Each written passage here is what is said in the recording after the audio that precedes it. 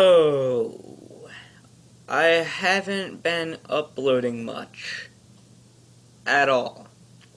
Like, seriously, I've only uploaded 3 videos in the past month, and I have a daily upload schedule. Come on, me, how'd you let yourself slack off so much? Anyway, I'm uploading that because, well, at the time I was writing this script, which is my first ever script, Thanksgiving break was rolling around, and I had a lot of time to do things. However, I just kind of slacked off and played video games and never did it. But now I'm getting around to it, finally. So, the 2 main reasons I hadn't been uploading, the first one was my schoolwork, which I have been getting quite a bit of recently. And the second one is that I was playing video games with my friends, particularly Minecraft. Now, I've played a lot of games on Minecraft on various servers with my friends, who also have YouTube channels as well, which I will link to now in an annotation.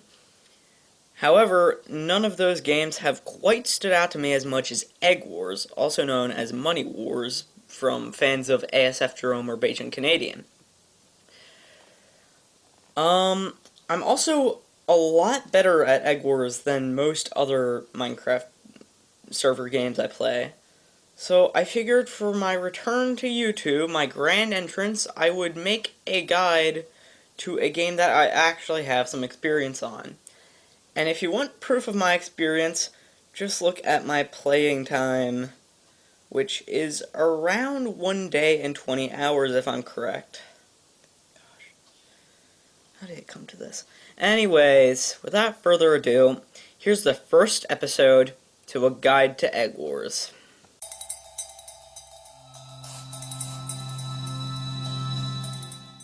So this first episode, I'm just going to go over the basics to the game for people that have never played or heard of this game before. There won't be any fancy strategies or specific costs for items, just what the game is, okay? Okay, now that that's out of the way, let's get into what Egg Wars is.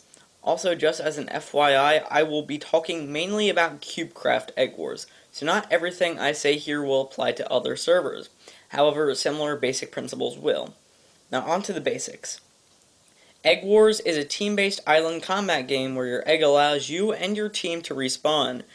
You get items by getting different resources, the 3 on CubeCraft being iron as the weakest, gold as the middle tier, and diamond as the best, from different generators, and then using those resources to trade with villagers for weapons and blocks and tools, and different things to get things done. The game ends when one team is left standing.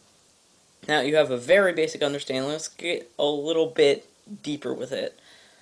Each team has an island with at least 1 iron, gold, and diamond generator, and an egg. The iron generator will always be functioning when a game starts. The gold gen will sometimes be functioning, and the diamond gen will never function. Now, as the name of the game suggests, the egg is very important, thus Egg Wars. As long as you keep your team's egg intact, you and everyone else on your team can respawn, so keeping it safe is crucial to your team's survival. Every team's island is somewhere around a middle island, where there are more iron, gold, and diamond generators. The resources from these generators can be used to not only buy gear, but to upgrade the generators and increase their efficiency as well. As I mentioned before, the goal of the game is to be the last team alive.